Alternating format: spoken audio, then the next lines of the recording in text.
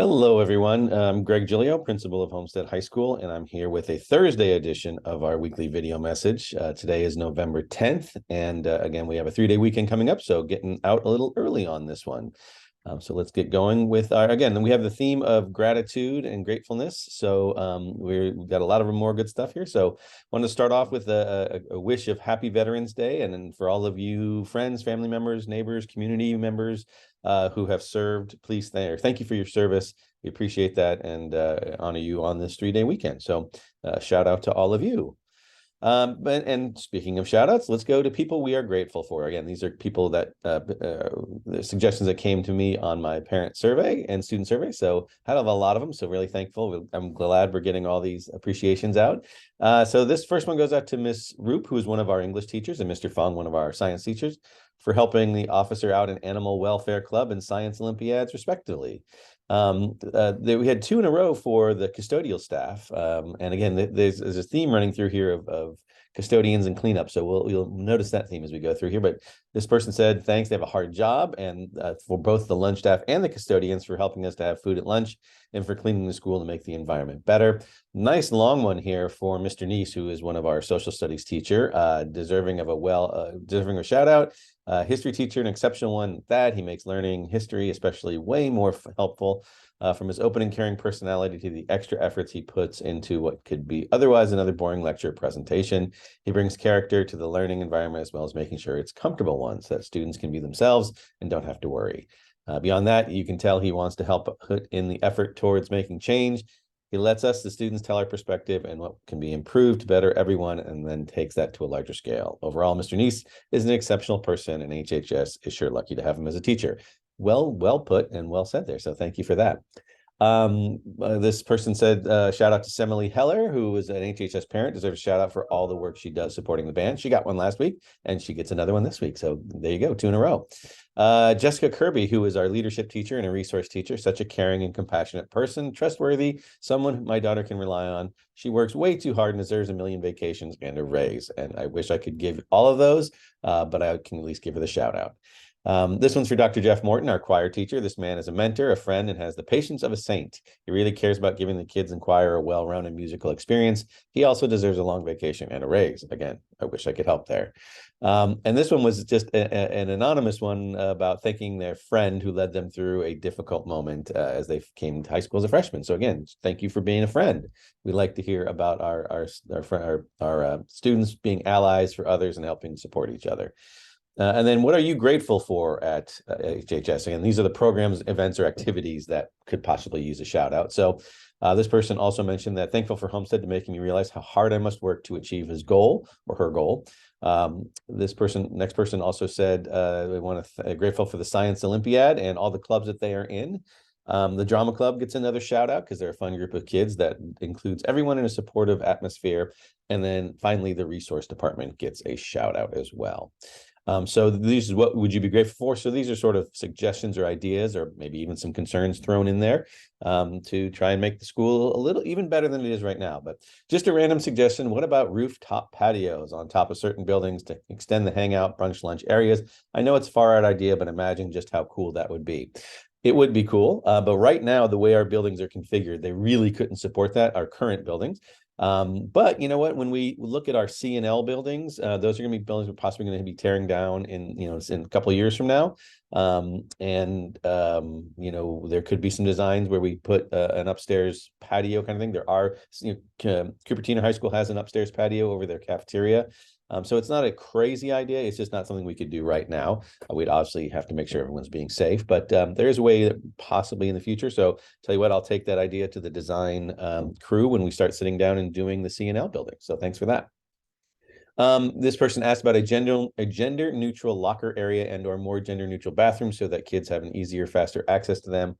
Also, many more vegan options in the cafeteria. So we are in the process of looking at the old PE classroom. It was the one they used to do the like the sit down lessons for like drug and alcohol, where we're going to be moving into a larger classroom that is better supportive of them. And so we have this small space. And so we are actually looking at potentially putting in a gender neutral space there. That could happen as early as next semester. So that's kind of in the planning stages. It would kind of look like, a changing area like you might find at a Macy's or, kind of a store where you go into a stall, you change and come out. And there'll be some lockers and that kind of stuff in there. And this is the other part of this is as we remove the construction fencing for B building, we may look to return one of the outside library restrooms. That was originally one of our gender neutral bathrooms, but because it's kind of behind a fence and hard to get to, we had stopped doing that. But we can actually look back to doing that again. In terms the idea about vegan options, I did send that to our cafeteria manager, Ms. Terry Fortson. But you can also send your ideas straight to Divya Puri at fuhsd.org. She is the director of our food services. So we want to go throw that out to her and give her some ideas. I'm sure she would love to hear them. This person had several of these and I needed to answer some of them. So their question or suggestion is in white and my answer is in the yellow there. But this person said, can we get more programming or engineering classes?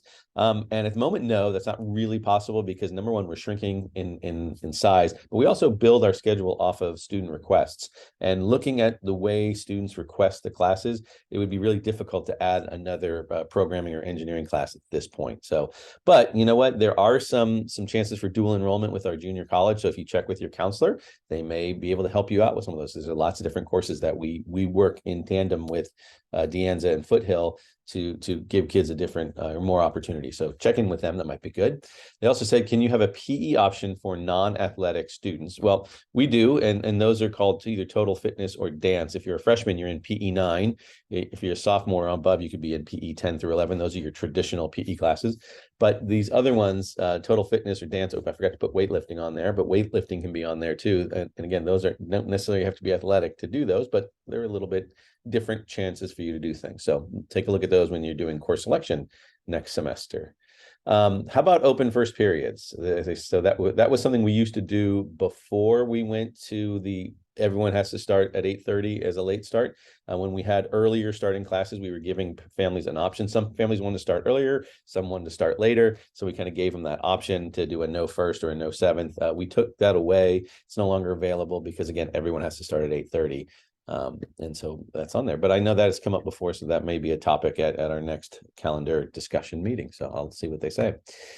This person also said, can we make advisories optional? Students don't like them. Well, I know there are some students that don't like them. I know there's some teachers who don't like them, but when we get our surveys back, we always get high marks in terms of the number of kids who want them, who want more. And so they definitely are popular. They're something that we are going to continue doing. We can't make them optional, by the way. In order to do this, we have to actually do whole school learning. So kind of defeats the purpose to have an optional advisory. So sorry, not going to be doing that. Less homework. Kids should be not spending more time on homework than they do in the classroom. And, I don't disagree with you. And sometimes there's a lot of reasons as to why something is really long or hard to do. But I would say if you are regularly spending long hours on your homework, you really should check in with your teacher. That is something that maybe you're doing something they don't want you to do, or maybe you're stuck on something and they can teach you some different ways to do it. Some courses do come with longer amounts of homework, right? If you take an honors or an AP course, you're going to be doing way more homework. So it's just the nature of that beast. So know that's why we ask you to be really careful when you're choosing some of your classes. And I would actually just say out there, please eliminate distractions. Kids will often start working, and adults do this too. They'll start working on something and they'll take a text and then they'll watch a video. And then if you kind of get rid of all those electronic distractions and other things like that, you might be able to get through your work a little bit more quickly. Again, there's a lot of reasons why this could be going on. But again, if you're spending long hours, go talk to your teacher and say, hey, I just spent 8 hours on this piece of homework. What am I doing wrong or what am I doing right? That kind of thing. But there are ways that you can talk to your teacher about that as well. And again, you can also talk to your counselors too. This last suggestions would be they want students to be more respectful of the cleanliness, bathrooms in particular. And again, I told you there's a little bit of theme running through here. And so one of the other questions or concerns that came up was, has there been an increase in student misbehavior? The last advisory was changed at the last minute to basically a lecture on how students should behave. The students were then sent an email on how to behave at the HHS Fremont football game. What has happened to cause the administration to be so concerned? Well, this is high school, and things happen in high school, and so what we have noticed, what I've noticed over my 20 years as being an administrator, is that there are times of the year where discipline and misbehavior sort of increases, and it usually increases in October. You kind of the honeymoon's over, people are a little bit sick of each other or frustrated or whatever, and so maybe tempers rise or people get bored, that kind of thing. We don't always we can't predict what those behaviors are going to be, but we whenever they do come up, we try to address them immediately. So that was one of the reasons why we said, hey, we've got this open advisory, let's try and talk about it. So that, again, the idea for us is we'd rather tell kids, hey, don't do these kinds of things, look out for this, as opposed to giving them actual consequences, right? Because we'll give them the consequence if they do it, but we'd rather they learn before getting the consequence. But we definitely have seen some issues in the restrooms. This is kind of going back to that complaint you saw just a minute ago. But kids are doing things like vaping or in the bathroom, or maybe they might be vandalizing, tagging kinds of things. So we definitely want to cut down on all of those. Issues on social media, which was the other issue that came up in that advisory, those have been constant for years, and people make some pretty poor choices on there, and then it usually has these negative effects here at school, and we were having to kind of mop up some of those. And so we want to give people some advice on how to behave and what to do on social media. So hopefully they take a chance on, or not a chance, but take a look at that and they're able to do a little bit better. The football email came at the same time. It didn't have anything to do with, it wasn't meant to be part of that other advisory, but there have been recent incidents across the athletic league of really bad behavior on spectators' sides. I mean, there was a big issue at Palo Alto, where there's kids went over and stormed the other side. There are these rules about keeping kids and fans to one side or the other. It's a little hard at our school because we have the snack shack and the restrooms on our side. But again, those are sort of neutral areas. But for the stands, we consider those to be, a part. But there's always been an issue between Fremont and Homestead. It gets to be a very heated rivalry. Kids know each other. We have had things like fights and people under the influence and doing silly things. So we definitely wanted to make sure we kind of sent out a message saying, please don't do those things. So again, as I mentioned, we want to be proactive. We want to get that information out. Kids do misbehave at times, and so it's up to us to make sure that they know the rules or they know what the consequences are going to be. So we just want to make sure that those are out there and in people's minds before they actually do them, and hopefully they don't do those things. So that's what those are about. This question about before choosing classes, is it possible for students to know which teachers use a flipped classroom teaching method? And again, this is where the flipped method, if you don't know that, this is where basically instead of doing the lecture in class and then do homework, you do the lecture part at home, maybe through videos or other materials, and then have them do the guided practice at home. This person says that method doesn't work for all students, and when a student is assigned to a teacher who uses it, the student can't thrive and instead feels a lot of stress. Well, quite frankly, we don't allow students to choose their teachers. That's just not an option that we have here. And again, that would make the course selection process extremely complicated and very difficult to do. But one of the things that we all have to get used to as adults is sometimes we like things one way, but that may not be the way that we're exposed to it. So whether we have a boss that acts one way or this way, or whether a teacher teaches this way or that way, we do need to expose people to different styles and strategies so that they learn how to adapt to some of those. Now that can be stressful, but again, what I would say is please talk to your teacher. If you say, hey, I'm having trouble with the lectures at home or doing this, talk to the teacher, talk to your counselor, ask for some assistance and see what they are able to tell you about. But again, we're not going to give you that option to say, I want this teacher or that teacher. But there are a couple times where there might be an issue that we would actually go ahead and change a teacher for. So for instance, if you had the same teacher 2 years in a row, you might want to change and say, I would like a different teacher. I had this teacher last year. At the beginning of the year, you can, when you see your schedule for the first time, you can go to your counselor and say, hey, I had Mr. Giglio for English last year. Can I get somebody else? That's perfectly okay to ask for. And sometimes if there's been a previous documented issue with that teacher, maybe with either you or a sibling, then that's something that we can also switch and request. And again, this needs to happen in the beginning of the year. You don't wait until like right now and say, oh, I've never really liked this teacher and I had him last year, and so I want to switch. That might be too late to do it at that point. So again, those are some times where we might switch, but other than that, it would be straight up, you get what you get on that one. And then you got to work and learn how to adjust to those. Traffic reminders talking about stress here. So some of the things that we've been noticing, we're seeing students crossing at places they shouldn't be. So again, only cross at lights or marked crosswalks. We're also seeing a lot of speeding, and I'm hoping it's not our kids or our parents doing this, but in front of the school during the school day, it's 25 miles per hour. When you're in the parking lot, it's 5 miles per hour. So please pay attention. So we're seeing a lot of people zipping through, and that includes the horseshoe. Like, don't fly down the horseshoe. I know people are getting stressed to get to school, but please be careful of people that are there. Staff lot is still closed for drop off and pickup unless you have that special pass that we give you because of a physical need for your student.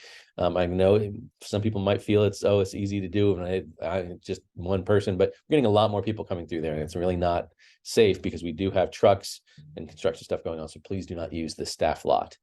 And students may not park in the staff lot, okay, until the school has been dismissed. Some people like to park over on that side because maybe they've got baseball or some other activity going on. Wait till after school has been dismissed, then come on over. So again, those are the times where school is done on those particular days. Access road parking is for staff only, unless it's for after school events. So again, during the day, that's not a visitor spot. Visitor spots are over in the staff lot. That's where you can come in and park there. So please pay attention to that. We did have some issues at our last football game where we had people parking in the ADA spaces along the access road because they wanted to get closer to the stadium. But again, we really do need those for some of our fans and spectators who have mobility issues, and so it is illegal for you to do that. So we don't want to call police and say, come tag and tow this car. But again, it's a pain to run up and make announcements and have people move their cars, and it's frustrating for those people who have the actual ADA passes. So please be careful of that and make sure you're parking in the appropriate spaces. That includes, and that's anywhere on our campus. Those need to be kept for our mobility issue folks. Again, a reminder that next week is our marching band home show, marching band and color guard fall home show. So again, it's the 17th. It's at 6 p.m. It is free to get in, but they would love some donations. And again, there's all sorts of fun stuff going on there. There's the pregame show, the pep music, award-winning field show, and a special performance by the Homestead dance team, and then a ceremony to recognize all the seniors. So if you get a chance, go check that out. Here are some of our important dates, and I want to just focus here for a second on our special schedule for Thanksgiving. You will notice here that we only have 3 days that week, and so we do work all the way up until Wednesday. I know that's a little stressful for some folks, but that's the way our schedule pans out. But Monday and Tuesday, you can see our traditional block days. Even we're not doing a skinny Monday, but we're doing a 1, 2, 3, 7 on Monday, a 4, 5, 6 on Tuesday. And then Wednesday is a skinny but shortened day. You can see that the periods are shorter. They're 30 minutes long.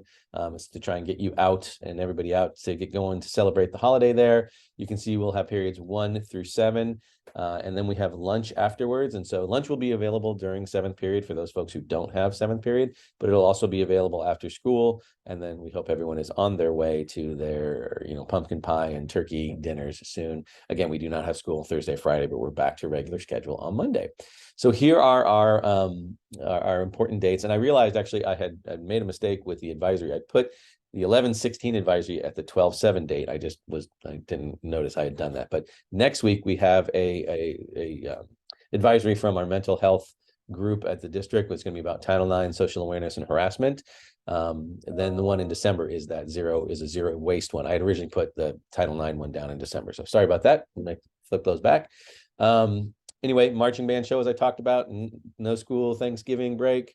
We have a black light rally coming up, and then we have finals on the 19th. So again, it's before we come back, it's going to be slamming right down into the end of the semester. And then you can see over there on the other side, we have our end of semester, our semester break, and our first day. And I wrote down there, be sure to check the school calendar because there's lots of winter sports starting up for games. There's some football playoffs. There's, tennis playoffs, all this kind of stuff happening. And there's lots of music performances that happen in December. So please check the calendar and see if there's any fun stuff in there that you might want to get a chance to go see. Thank you for hanging out here with us today. I hope you have a great 3-day weekend, and we will see you when we come back. Please keep sending in those grateful gratitude parents and student surveys. Take care, everybody.